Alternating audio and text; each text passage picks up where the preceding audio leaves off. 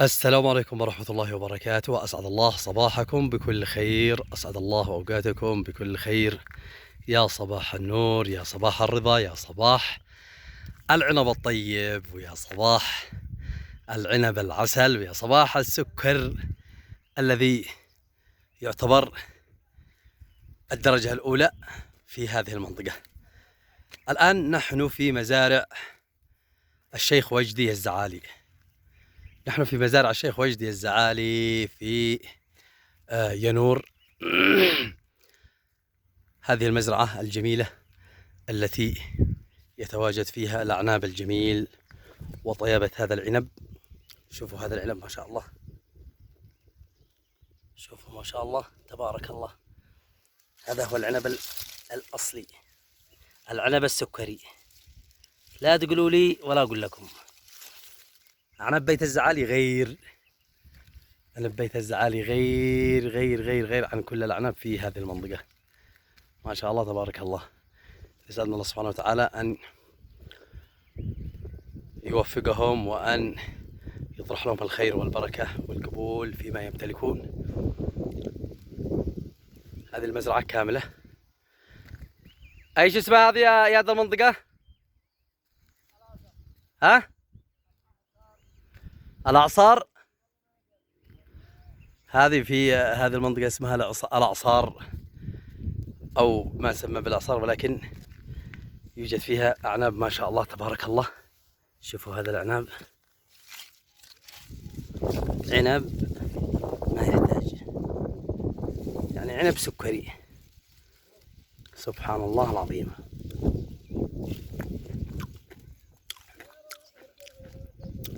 أعناب ما تحتاج، يعني عنب بيت الزعالي هو غير عن كل الأعناب، ولذلك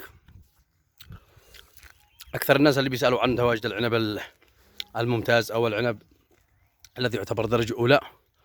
كل المناطق يعني فيها أعناب متواجدة، لكن مثل هذا العنب لم نشاهد. شوفوا، ونحن في مبار ينور، حيث هذه الجبال الشاهقة، هذه المنطقة الجميلة التي تنحدر قريبا من قرية ينور التاريخية، قرية ينور الجميلة التي يتمتع أهلها بالطيب والنقاء والمحبة.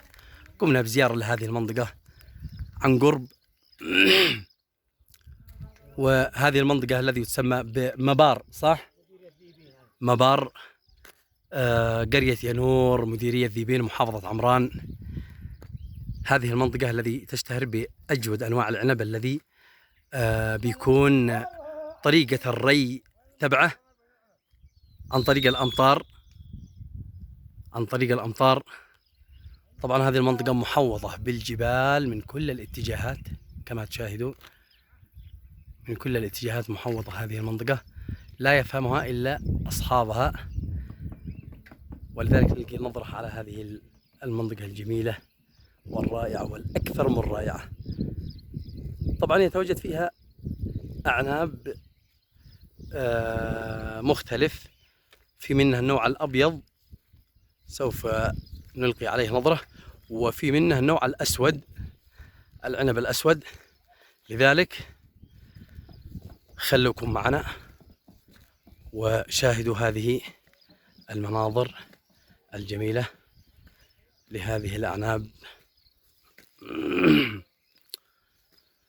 طبعا هذا العنب تبع بيت عواض، الذي وجه لهم كلمة شكر وتقدير واحترام وامتنان لهذه الأسرة الكريمة. آل عواض معروفين بالكرم والشهامة والنقاء والمحبة، وناس عزيزين وغاليين، ويعتبروا جزء من قرية ينور. طبعا الأعناب هذه العينة، هذه العينة من الأعناب الجميلة. دخل الجوال من هنا وشوف شوف الفواكه موجود. هذه الأعناب الجميلة طعمها سكري رائع جدا جدا جدا. طبعا بيحطوا عليها التل هذا من شان الأمطار والعصافير ومن شان الطيور الذي تلتهم. حياك الله يا ابو شامخ. لا بلادنا هذه الأعناب. طبعا احنا الآن لك يا هذا الوعاء. طبعا احنا اليوم مع الأستاذ عدنان الحاشدي المنشد الرائع والجميل. ماذا توجه من كلمة أستاذ عدنان في هذه المنطقة الجميلة الذي تتناثر بالأعناب عن اليمين وعن الشمال، في منطقة رائعة جدا ومكان ملموس حيث تظل هذه الجبال الشاهقة من فوقنا؟ يعني ماذا توجه من كلمة شكر أو من كلمة للمتابعين؟ بسم الله والصلاة على رسول الله وعلى آله. والله نرحب أولا بأبو شامخ الخارفي على مجيئه إلى بلادنا إلى خارف وإلى مدينة ذيبي قرية ينور. حياك الله. نرحب بكم وعلى هذا المنظر الرائع. سمعت نعم. أهلا وسهلا بكم، ونلقي نظرة على الأعناب وعلى الفواكه. أكيد هذه الأعناب احنا نزلنا لتغطية هذه المزارع الجميلة هذه تتواجد في قرية ينور خاصة، وفي بني جبر عامة، وفي مديرية ذيبين بشكل عام. طبعا قرية ينور أنا نشأت وتربيت فيها وترعرت فيها، ليس بغريب أن أنا أزورها أو ألقي نظرة عليها أو أكون قريب منها فيما يمتلكون وفيما يزرعون وفيما يخصهم من أعناب وغيرها. وهذه الصورة وهذا المنظر طبعا للمتابعين الذين يتواجدون خارج اليمن كل الحب وكل التقدير لكم. يعني تغطيتنا متواصلة في نقل صورة جميلة عن بلادنا، وفي نقل صورة جميلة عن قبيلة خارف وعن مديرية ذيبين. كل الشكر والتقدير لكم وكل الحب والتقدير لسموكم الكريم من متابعين وأحباب وأصدقاء. خلوكم معنا وتابعونا. يا مرحبا ويا أهلا وسهلا بالشيخ محمد عوض. هذا طبعا الشيخ ماذا توجه من رسالة لقناة أبو شامخ الخارفي؟ أوجه بأنهم يتابعوني ذا، يعملوا لايكات إعجابه، وزيارتنا لعندكم هي من محبة وأخوة والله. والشيخ محمد فيصل عوض، فيض عوض، ايوه كنت بتغالطنا يا اخي. مدير المدرسه والله انهم ناس عزيزين وناس نشامه واهل كرم، ويمتلكون اجود انواع العنب في بني جبر. قلبني الله مشي مجامله، لانه اول حاجه في مكان مبار هذا كله على مياه الامطار، ما بش عندهم لا ذا ولا اي حاجه. الشيء الثاني يتميز العنب حق مبار، شوفوا هذا الركائز ما بش عندهم اشرع مثل ما المواصير هذاك حق كل تقليديا. والحاجة الذي بتكون قديمة بتكون حاجة حلوة في أي شيء. فخلوكم معنا وتابعوني إن شاء الله ننزل لكم أروع وأجمل مناظر من يمن الحبيب. بسم الله ما شاء الله تبارك الله على هذه الأعناب الجميلة المتواجدة في مبار تبع الأخ من؟ محمد فياض عواض. هذا الأعناب الجميلة سبحان الله العظيم، يعني هذا على مياه الأمطار العنب، هذا العنب على مياه الأمطار، يتميز بالجودة والطعم السكري الجميل وأمور طيبة. سبحان الله العظيم. شوفوا هذا العنب، هذا العنب ما شاء الله ما شاء الله. زيارتنا اليوم كانت إلى قرية ينور بيت عواض، هذا الأسرة الكريمة الذي كل الناس يعرفونها بالطيب والكرم والجود، وأعنابهم ما شاء الله تبارك الله. سبحان الله العظيم. ما شاء الله تبارك الله. هذا الأعناب في مبار في ينور. سبحان الله العظيم. طبعا هذه المزارع تبع محمد عواض في ينور مبار، اسم المنطقة مبار. ما شاء الله. والعنب ابصر كيف العنب فوقنا بتناضل كيف بتدندل كيف ما شاء الله. والعنب هذا كله من خيرات اليمن الحبيب. بعد ما نضوي لا ما نروح خيرات اليمن الحبيب. سبحان الله العظيم. كيفه؟ هذا احنا بنقطف. هذا ابو شامخ بيصور تصوير يا عيبه. ما شاء الله ما شاء الله. والعنب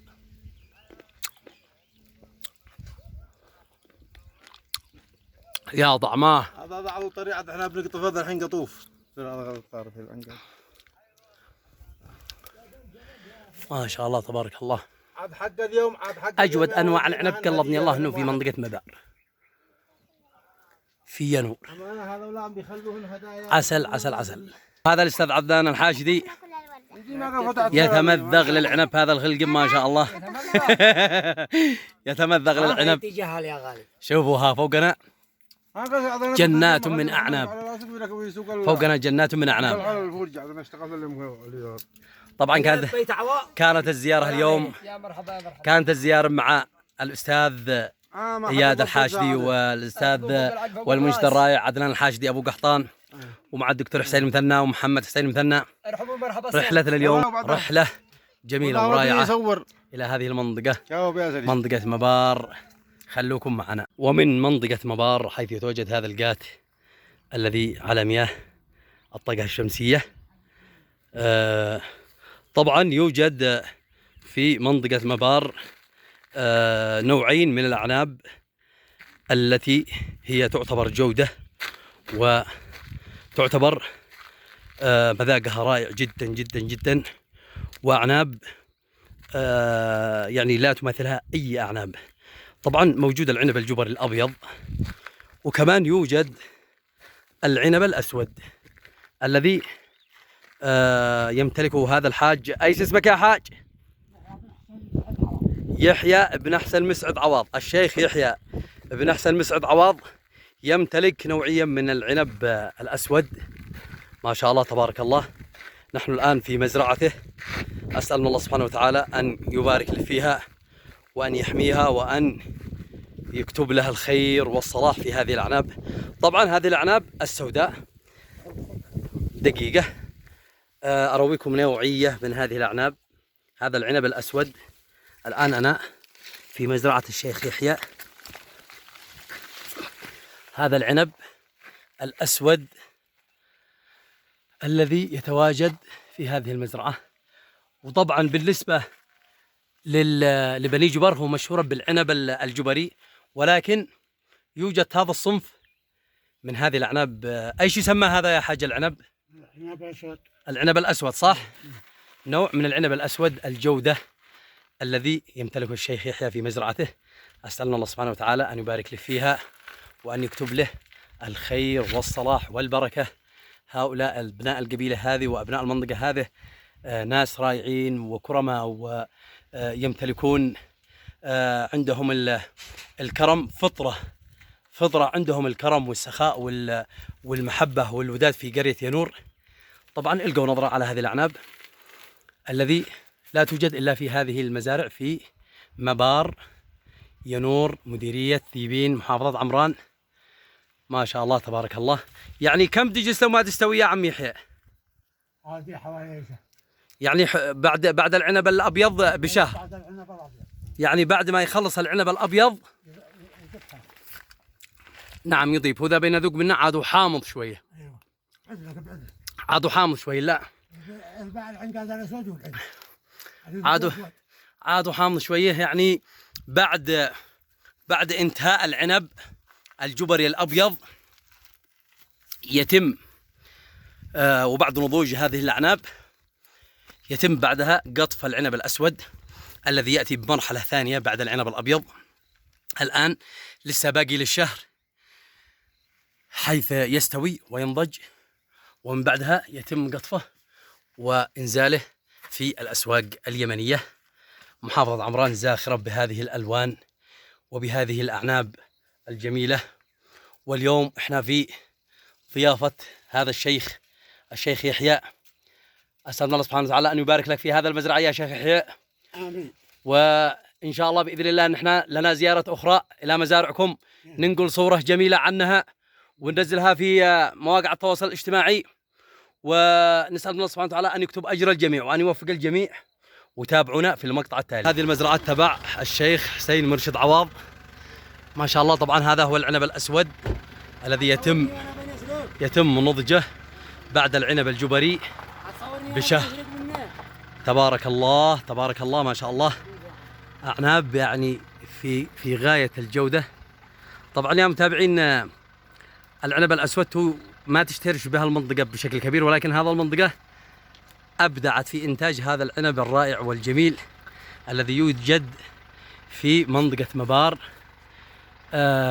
يعني مديرية ذيبين بني جبر، أو بالأخص قرية يانور. هذه قرية يانور هي القرية المميزة في إنتاج هذه الأعناب الجميلة والأعناب السوداء الذي تعتبر العنب الأسود. طبعا عنب سكري، هو يعتبر درجة أولى، ليس يعني مذاق زي العنب حق بني حشيش، موجود عندهم الرازقي والأسود، ولكن هذا يميل إلى العاصمي نوعا ما قليل، لكنه سكري، أصغر من العاصمي بدرجة. فسبحان الذي أنشأ، وسبحان الذي خلق، وسبحان الذي صور، وسبحان الذي أنتج وأبدع في خلق هذه الأعناب الجميلة.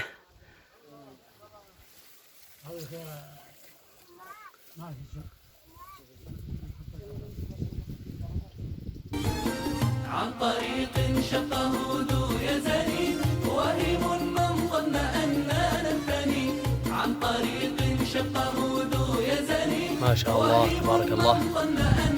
هذه الأعناب، العنب الأسود الذي يأتي بعد موسم العنب الجبري بشهر، يأتي بعد موسم العنب الجبري بشهر، ويتم بعد قطفه وإنزاله إلى الأسواق. طبعا هذه النوبة تبع الشيخ قاسم مجمل، وتبع جدان وعبد الكريم ومهلهل، صح؟ أكيد. والمزرعة تبعهم أكيد العنب الجبري. وهذا العنب الجبري موجود. طبعا تحية للأخ عبد الكريم وجدان وأسامة أو اسمه أسامة ومهلهل. نحن الآن أمام مزارعكم، صورنا لكم تصوير رائع إن شاء الله تبارك الله. وها نحن نغادر هذه المنطقة الجميلة، نغادر منطقة مبار ومنطقة يانور. إن شاء الله لنا لقاء آخر إلى هذه المنطقة بإذن الله، لنا لقاء آخر.